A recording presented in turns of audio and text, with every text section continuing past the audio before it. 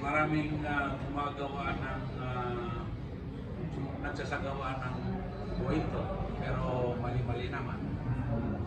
Ang Muslim, saan mo nilagay? Bawat kanyang hininga, nababanggit ang La ilaha illallah, Allahu Akbar. So sa mga nagaganap na kasaysayan, hindi natin naririnig ito.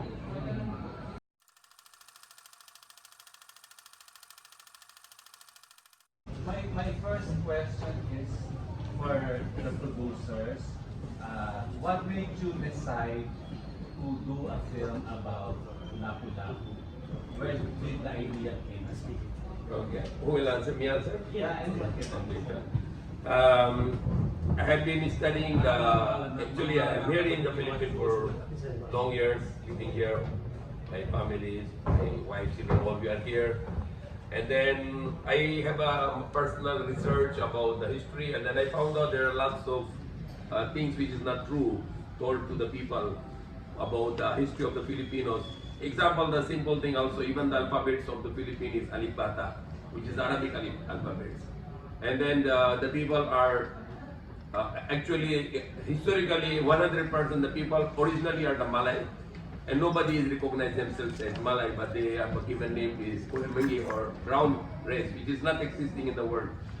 And then we also found out that there is a blackout about the history or the origin of the religion in the Philippines, because the people were all Muslims before, and then it was not recognized by the history because of the Spanish who changed the history of the people, and they are even showing the first hero of the Philippines, Lapu-Lapu, as an indigenous man or uncivilized man, but it is not true that the first hero of this country was uncivilized man, but he was really a civilized person with very intelligent brain and who know how to defend his land, and that he did that the first ever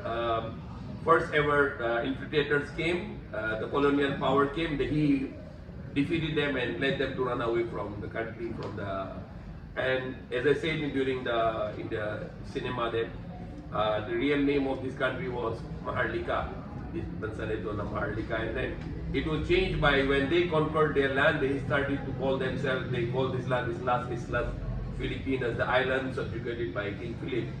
And most of the people that doesn't know, even I asked to many Filipinos, are you Filipino? I said yes, and they said, do you know the meaning of Filipino? I said, we don't know. I said, this word is come from the King Philip, and the Alipin is a word means slave.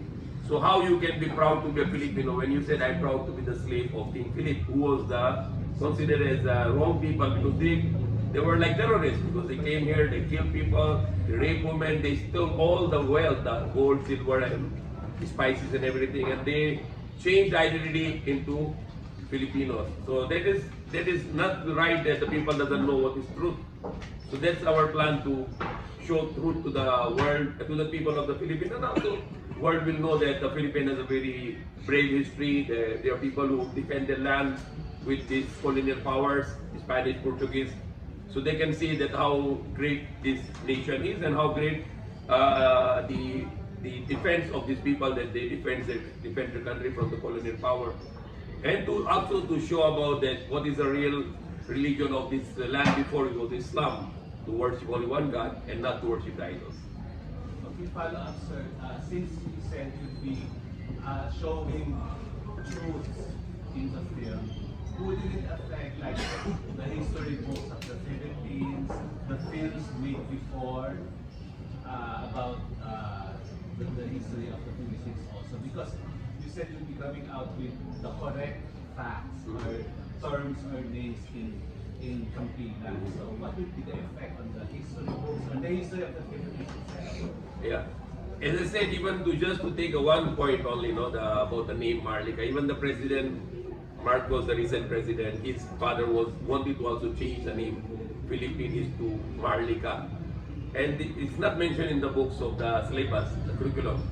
So also if you want to initiate in the government, to the Senate, to the Congress, to think about this, that what is the real history of the people of the Philippines. So it is also our initiative that we want to also to propagate the real history of the Philippines. Thank you, sir. The next question is for Direct Angelo. Sina Angelo, base sa sinabi mo, sir, hindi po ba man akong challenge sa Emilio na, kasi tulad din, mahalin ka pala dapat ang pangalan natin mga Pilipino and everything. Pag nilabas na po yung movie, hindi po ba, sa tingin ang magiging challenge sa inyo or ano magiging epekto sa mga Pilipino in general? Yes, hanggang ngayon naman is debatable pa ang mga bagay na yan. The only primary sources we have is Big Ateca until nag-come up na for the first time yung tinatawag nating darangan from the Maranao tribe, and this is our basis. Magkakaroon ng mga pag-aaral ulit sa puntong ito, and that is what we need. Kailangan natin na-establish naman yung historical injustice natin sa mga Moro people. Lagi hindi natin sila nakisama sa kasaysayan. Napakalawak, napakayaman, at mas marami pa tayong mahuhukay sa kasaysayan natin kung babalik lang tayo sa mga kapatid natin sa South. And that is what we are giving them, the opportunity, the chance na mapakinggan naman sila. Sabi ko nga, we do not want to alter history. Nandiyan na yan.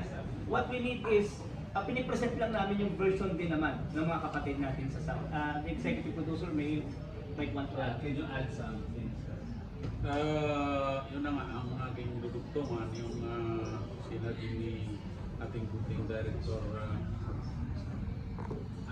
Angelo Carter, na ito ay hinango sa kasaysayan ng Darangan, na kung titingnan natin sa ating bansa, ang hindi pa nawawala ang mga alitunton ng tradisyon ng mga Muslim ay una, the Sultanate of Lanao, Sultanate of Maguindanao, Sultanate of Sulu. At ang Darangan ay kabahagi ng Sultanate. Kung mayroong Sultanate ay may Darangan. So umasa kayo, umasa ang sambayan ng Pilipinas na ang katotohanan ay manunumbalik. Mayroon tayong kasabihan, ang hindi marunong lumingon sa pinanggalingan ay hindi makakarating sa karunungan. Si Sir po, kami. Yes po, yung napaka-importante yung gagawin po natin dahil alam po natin ang Pilipinas po, the only Catholic in Southeast Asia. So kung titinan mo siya, kung sila yung nakakaalam ng Muslim cultures, diba? So one of yung makuha po natin dito is yung kultura ng mga Muslim po. Diba? Kasi ang daming kultura ng mga Muslim na hindi alam ng mga kapatid natin ng mga Muslim. So, to sum up that, this is an educational film yung gagawin po natin para magbigay po ng kaalaman ng ating mga non-Muslims about sa kultura po ng mga Muslim. Ganun din, ang ating version, ay ito ang version ng ating Muslim from the South. Kasi hanggang ngayon po, ang Lapu-Lapu ay pinagdidibatihan po.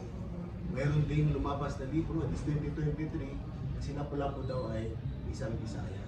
So if you looking back history, from 12th century hanggang sa 1521, mayroong civilized country ang buong isla ng ating Mantapoli because the original name of this island is Mantapoli. Ito po yung sinabi po ng aming mga ancestor base po sa Darangan.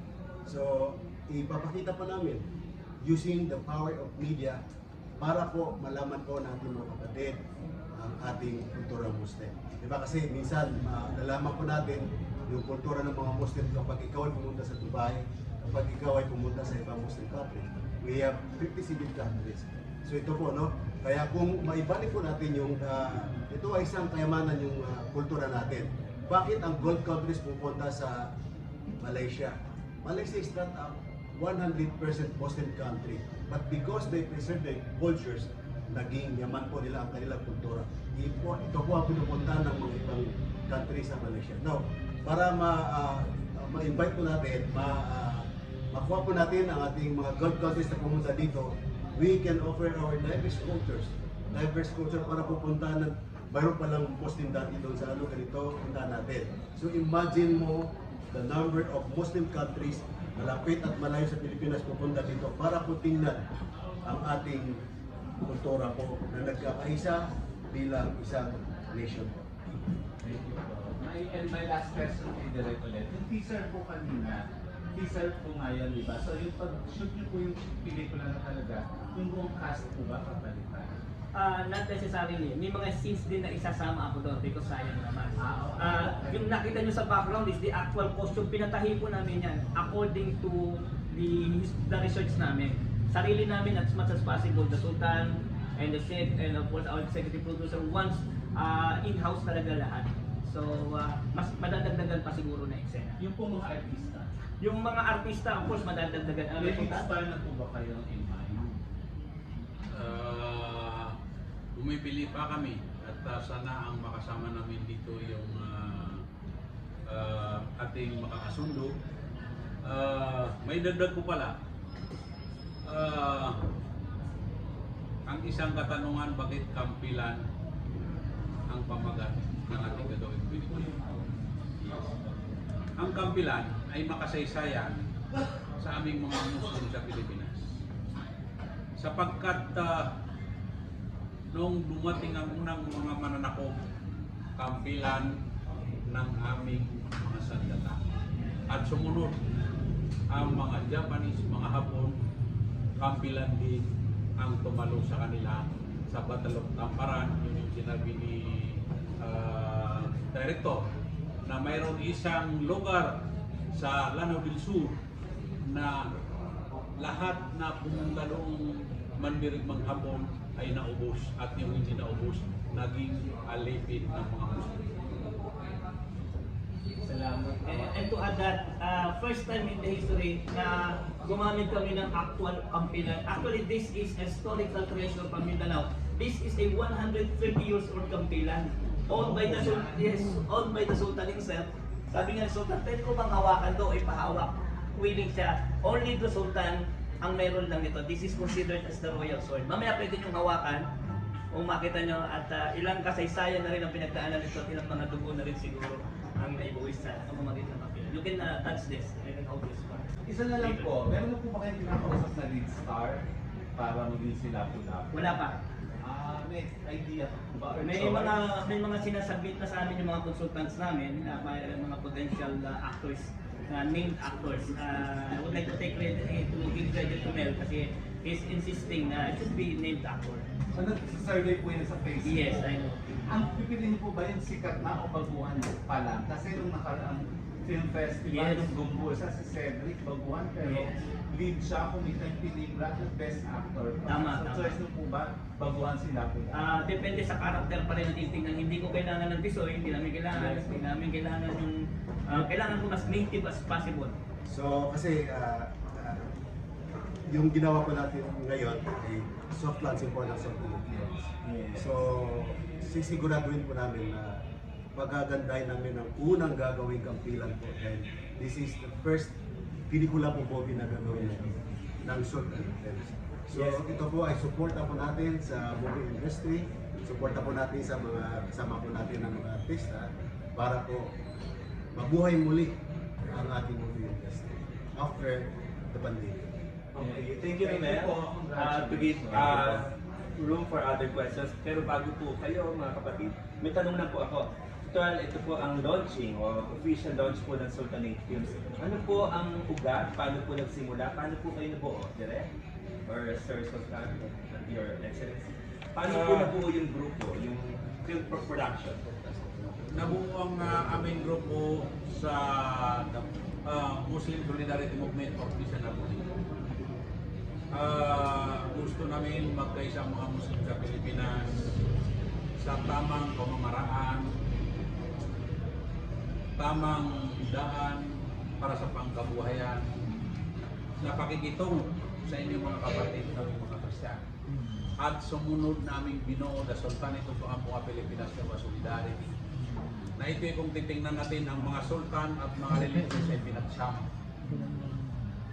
At nangyari ito nung kaganapan noong March 18, 2023 sa Cunitas Togo. At nung ito ay makalandi, na pag-isipan ng grupong ito na magbuo ng Sultanate Film International, Dahil kung titingnan natin, hindi kami iba sa inyo. Kami ay inyong kabahagi. So kailangan magkaroon kami ng party sa ating lipunan. So inshallah, ipagpapatuloy natin ang pelikula na ito sa pag-usapan ng grupo sa El Nido, Palawan. Asahan namin sa pagpapatuloy nito ay lagi namin kayong kasama. Yes po, sana po kami sa media po ay nandyan na. We are just following. By the way, next question from Jojo Panaligan of Writer PH. Jojo. Magandang hapon po. Gano'n po ka-credible ang research nito considering na this film is an educational or historical film. Because of that genre, hindi lang siya for entertainment, kundi may responsibility aspect siya. So, siguro pa sa internet ko sa akin. Yes, if you look at the titles Kapila, Untold Life of Tony. Now, in our local laws, remember that we have 3 local laws, the traditions in Trinity Balisma of Maranao, we have Diwan of Tausug, and we have Luaran of Maguindanao. And these laws were unwritten. Ito po ay hindi nakasulat. Kakaiba po ito. Kaya pati yung mga bagong henerasyon, hindi po nila alam itong batas na umiiral doon. This is an unwritten laws. So ang aming mga ancestors, pinapadaan ito sa dalangin. Kung narinig nyo yung mga dalangin, doon po pinapadaan. Because the laws of the Muslim, the traditional laws, is very unique. Inaalis yung hindi nakakabagay sa sitwasyon, dinagdag anong maganda. So hindi mo siya may basta-basta maintindihan. You cannot just glance at once and then maintindihan mo siya. So para po hindi na pagdebatehan kung anong credibility na aming source of making this tampilan, we base our history on Darangin. Lalabas po ito sa cinema. Hindi po ang target. Definitely the tampilan will do our best because as I've said, we entered to the movie industry and we will continue our goal to give educations through power of mind. Because of the subject of the film,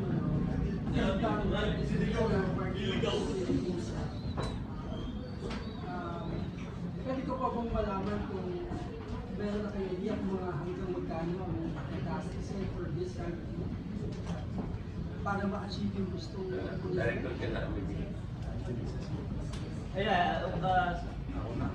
Okay, kutan. Tugtungan ko yung ano ni director ko sa Nidirmo, di masalita ko sa Pilipinas. Ang Darangin sa panahon ngayon ng kaming mga salinlagi, mayroon sa kanila o nakakarami na hindi naiintindihan ng mga lingwahe na ito. Maliban lang sa mga nakakatanda sa amin. O ilan lang sa amin. Sa katanungan mo kapatid, kung mga magkano ang gagastusin natin dito sa programa, ang Sultanic Film ay binubuo ng mga mapanggawa ng mga negosyante, mga sultan, philanthropist. Kaya kami ay hindi nangangamba. So ang ating nakalaan dito ay inshallah unlimited sa tamang pamamaraan.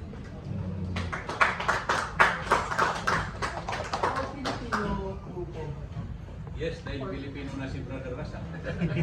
we have yung Magellan ay talagang gawa tayo ng isang Magellan na pagkakas. Ang final question ko, you've been speaking about the film. Na it's just your point of view. It's a story being told na dapat matagal na pinento. But handa din po ba kayo na maaari itong maging controversial? From 1521 until President Duterte elected into office, yan lang magbigyan na sila po ay isang national. So, with that period of time, talagang pinag-didebatean pa na ganito, ganyan. Pero kami po ay nakahanda. That what we are doing is based on our darahas. Thank you, Jojo. We have a few more questions from Charmy Pagulong of Philippine Star.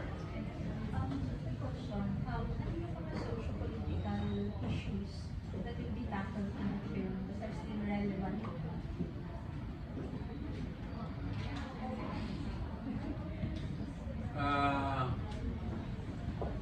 Sa tingin namin na wala naman eh. Dahil binubuhay lang natin ang kasaysayan. Yung sinabi nga natin kanina, tayo sumusuporta sa pamahalaan, hindi tayo dapat maglaban-laban. Kung titingnan natin noong unang panahon, nagkakaisa ating mga ninuno. Dahil doon sa mga nakaugalian na nauna na mga nagmamahalan, nagkakaisa, nagtutulungan. Ngayon lang na iba. So inshallah, sisikapin ng Sultanate Film International na sa mga magagawa nating pelikula ng kasaysayan ay muling magising ang sambayan ng Pilipino na manumbalik ang ating kasaysayan. Can you also expect like more epic fighting scenes? Yes. From my end, no? Yes. More on, kaya nga sabi ko sa inyo, kung alam niyo yung phenomenal hit ngayon na Ertugrul Rule, it's a Turkish series, the founder of Ottoman Empire. Nagkaroon sila ng mga series ngayon, that then to Osman. Na-inspire kami na gumawa ng mga ganong mga palabas. At yes, mas maganda. Because mapansin ninyo, yung mga kasuotan ng mga mandirigmang Pilipino, namulat kasi tayo sa contemporary history. What we have is mga nakasalakot at nakataba, yun ang mga bayani natin, de Katipuneros. Pero kung aatras pa tayo, meron tayong isang matibay na sultanato sa Timor, na may isang sultanato, may mga army siya, may mga kawal siya, at lahat ito ay nakasuot ng mga pandigmang mga sandata at kasuotan inspired by the Ottoman. So, mas babalik tayo sa kasaysayan at sinasabi, mas makulay, mas maganda, mas etiko. Pagdating sa mga eksenang pang-digma, siguro maasahan nyo kami kahit paano. So madugtungan ko yung director, Arthur. Ang nakikita namin sa larangan ng pelikula, itinutuloy ito, nagugo ito pag nakita nilang nakita. Pero ang the Sultanate Film International, kumita man o hindi, sapat na sa amin na napalitaw namin ng kasaysayan ng mga Pilipino. So, In addition, this kampilan is no politics involved. But if we have political injustices, sabi ni Duterte, we have also historical injustices. Na itama natin, and of course, again, what the director said, we will not rewrite history. We will just give you from the source, South Muslim Our version. versions. Thank you, Charmy, for your questions. Next question will come from Alvin Ignacio from Daily Tribune. Hi. Direct, Alvin, Alvin. bakit po kailangan panoorin itong proyekto nyo pag pinalabas na sa Pangasinan? Kailangan itong panoorin lalo na ng mga kabataan upang maunawaan natin na meron tayong mas glorious pa na kahapon. Mas matingkad, mas makulay, at mas patriotic na mga taong nabuhay sa kasaysayan natin na ang pagmamahal sa bayan ay nakatuon sa hindi palulubig na pagkatao, na paniniwala at pakikipaglaban. Kay Royal Highness Sir Ben, at tanong ko lang po, bakit po historical film ang naisipang gawin ng Sultanate Productions. Ngayon, I'm sure marami po namang darangan na iba-ibang kwento. Bakit po iyan ang inyong napagkasunod na itong una nating ibigay sa publiko? Sapagkat ito ay kadugtong ng ating buhay. Ang ating buhay ay parang pelikula. May simula at may katapusan. Salamat po. Very nice answer. Thank you, Ali. Our question from Cesar Matingal of Net25. Sir, I would like to ask po if yun pong napanood namin sa teaser, kasama po siya sa kabuuan ng film. Yes, may mga parts na sasama namin. And the same time, the casting po, or may solid cast na po ba kayo? May mga iba pa po kami makikita madalagdag sa casting po, sa kabuuan po ng film. Definitely kasi yung ating script ginagawa pa, kasi script development pa kami, continuous yung mga research namin. At of course, sabi ko nga it's hard to determine magkano yung actual budget mo na wala ka pang nakita ng breakdown ng mga eksena. So yes, definitely meron. At the same time po, kasi hindi rin naman din po natin din alam yun sa story po na nakita namin, yun yung pakikipaglaban ni Lapu-Lapu. Meron po bang yung part naman kung paano siya naging tao, family niya, yung gaganap na bulak na, which is his wife, na ginampalan Joyce Jimenez sa pelikula ni Lapu-Lapu.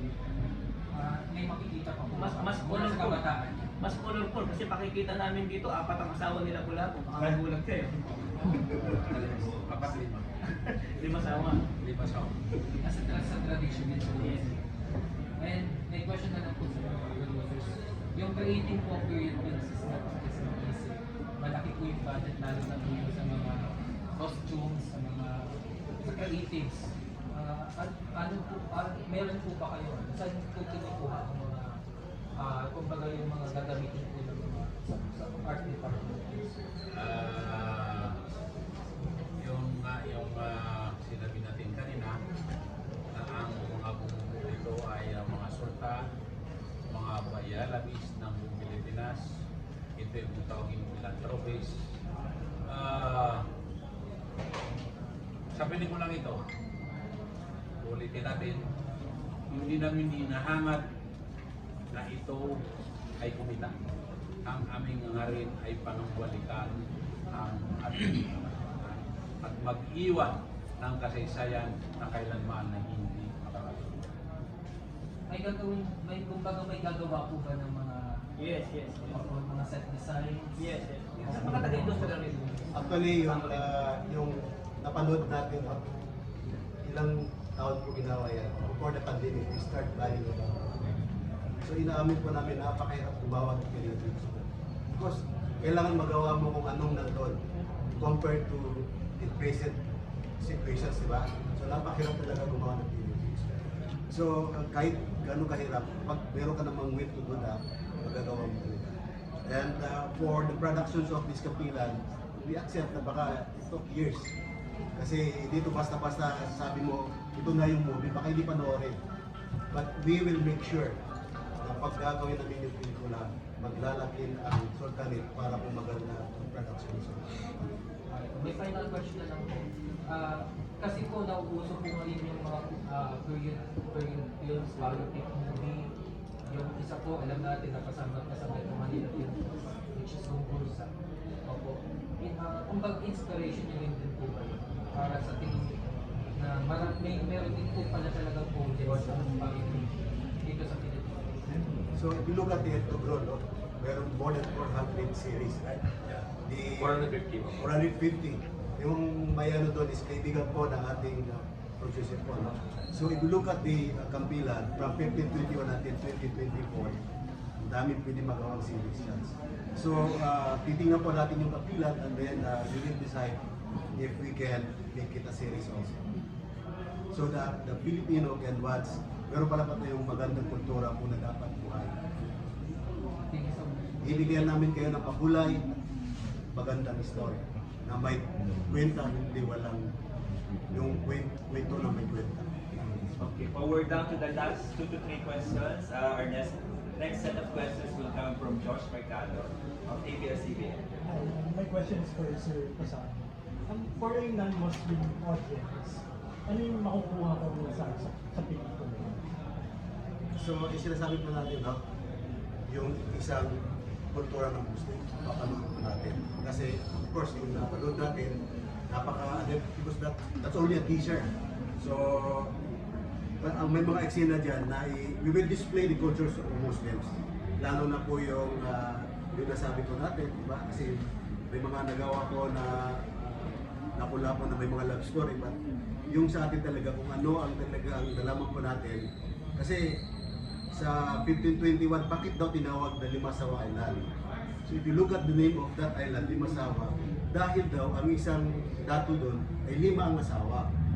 So titingnan po natin kung ano ang magandang istorya po na maibigay po natin sa ating mga manunood para po makakuha po ng magandang aral.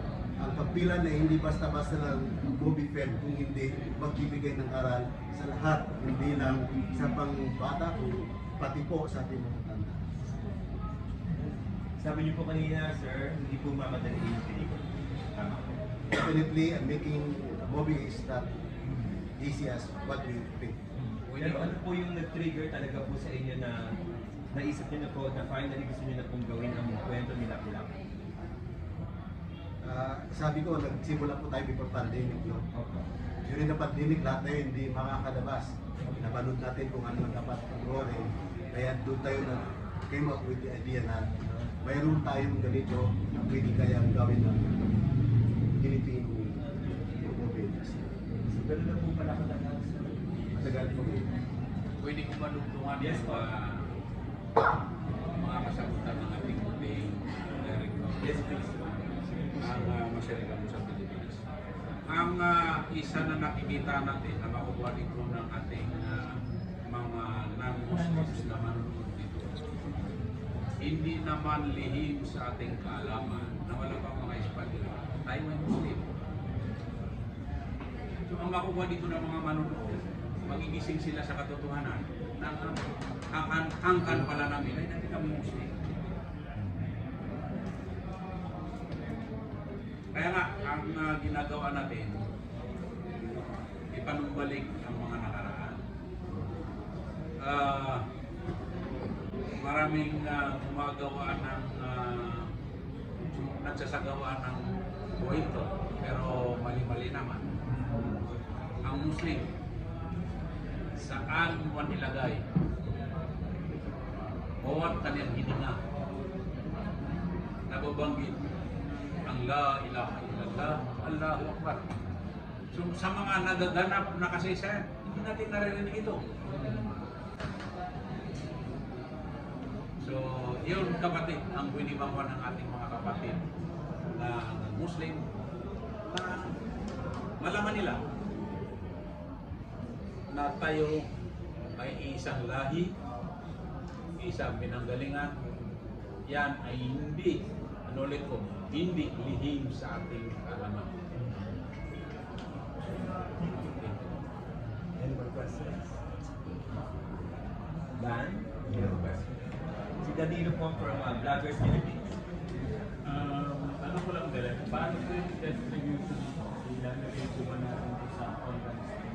Yes, definitely. After na ma-showing natin, ang pinaka-target din namin kasi talaga mga estudyante, especially the farm, sa mga schools, the theater, and of course, may mga Islamic countries po tayo, Malaysia, Brunei, Indonesia, na iisa ang ating mga tugtong ng kasaysayan.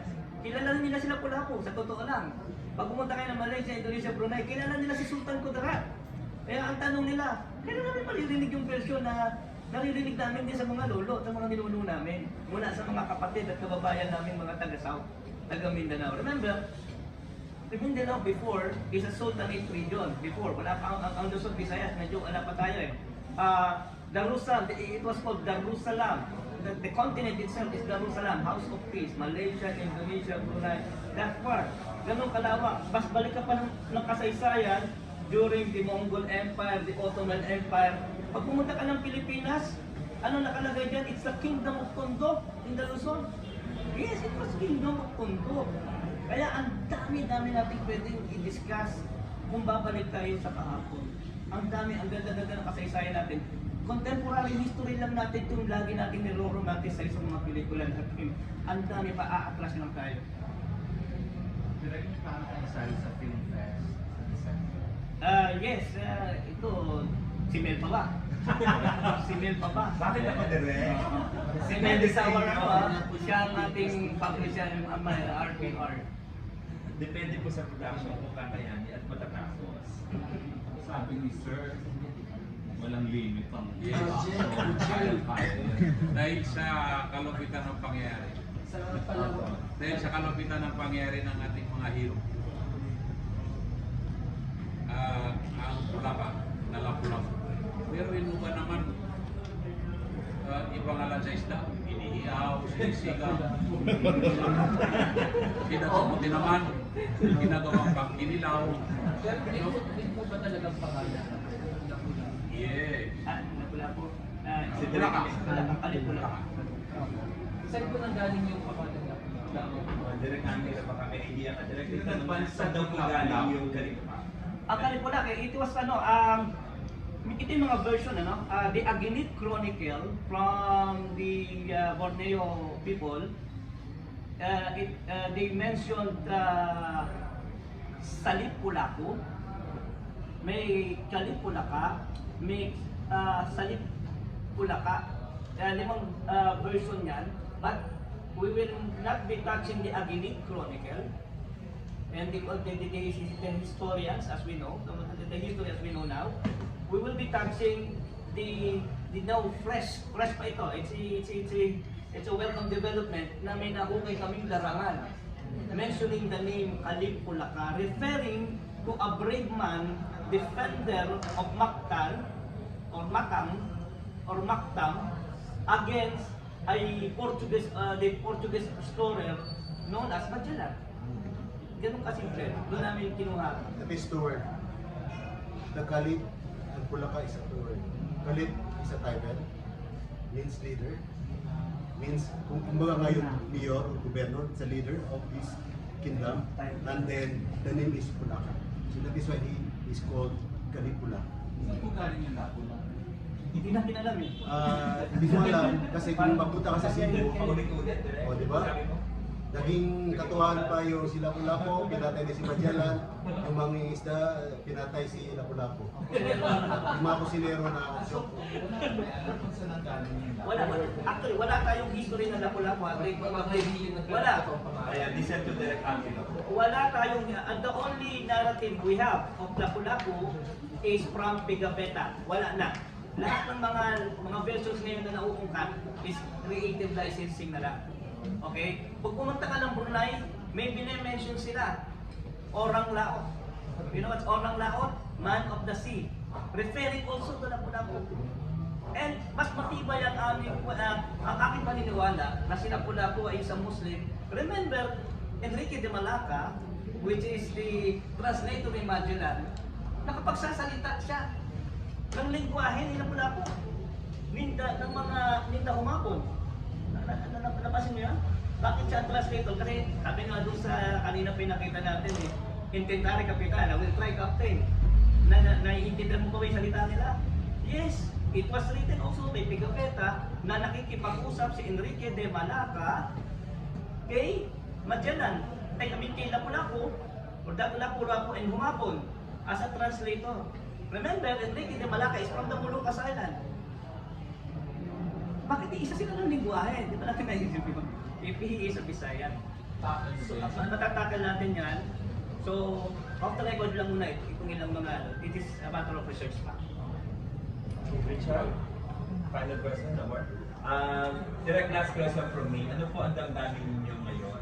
Ito po ba ay dream project ninyo bilang director, bilang writer, na nagkaroon po ng katuparan ang paggawa niyo ng pelikula pag Lapu-Lapu? Honestly, my bilang you are a Muslim yourself. honestly, my dream project is Sultan Kudarat.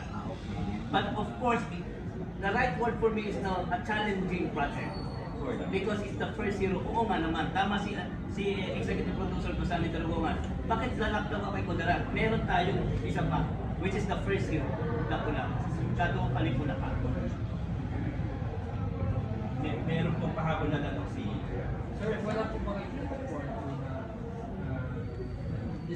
Descendants po? Wala. Wala na. Kasi I can add on this. Sultan ko lang. Yes, I'm sorry. I was traveling from Jeddah to Manila, from Istanbul to Jeddah, Jeddah to Manila. Then I met one person sitting in the business class also, and he's from the very five-star Japanese food company in Saudi Arabia. And he admitted that he's a direct descendant of Lapu-Lapu, his mother, on his mother's side. So that's right.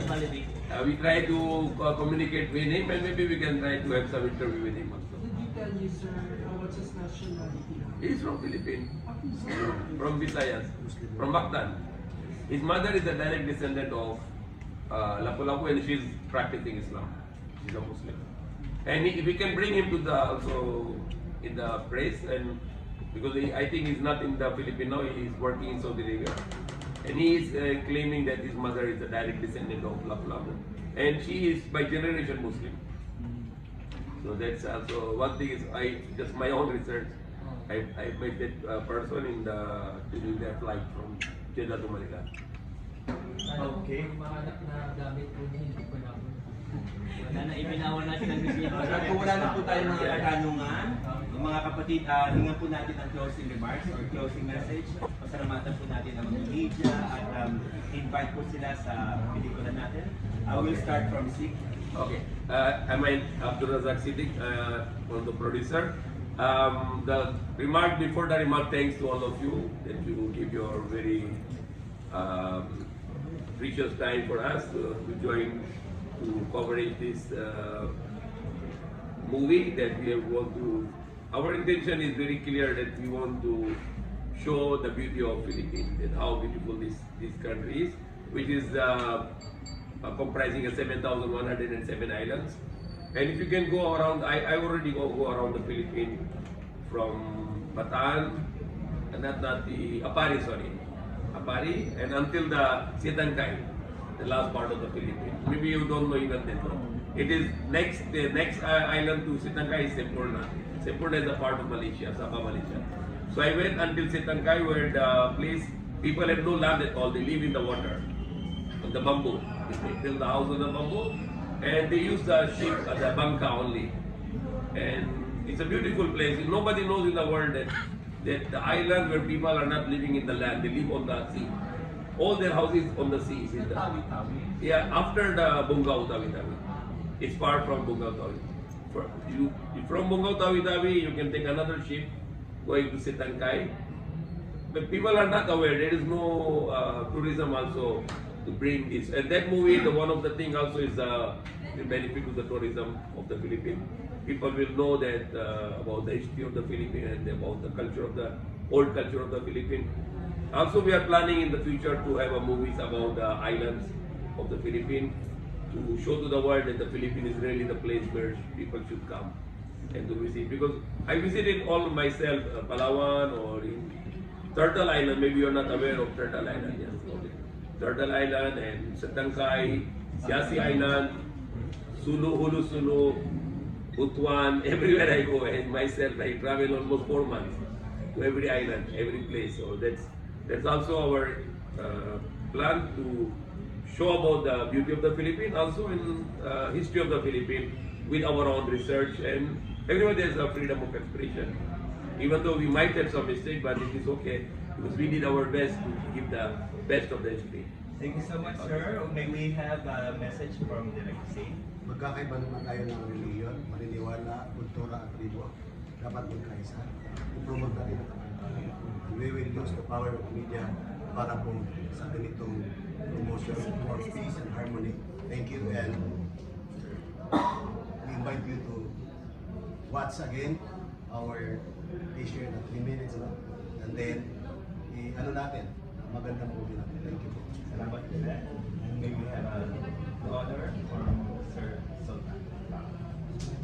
Maraming salamat sa inyong lahat. Kami ay umaasa na magiging kagapay namin kayo sa aming mga layunin para sa sambayan ng Pilipino katulad nitong paggawa natin ng pinikulang Kampilan at mga susunod pa. At hindi ito magkakaroon ng kaganapan ng lahat na ito kapag kayong mga kapatid namin na media ay mawawala sa kasaysayan. Maraming salamat. Mabuhay kayo. Thank you, sir. And of course, last but not the least, the captain of the ship, Director Angelo Carpio. Challenge na lang yung iiwan ko sa inyo. Kapag maganda yung PR bukas, yung istorya nyo, I will convince the boss na may pag-press visit ako sa hotel dito talaga. Maraming salamat po.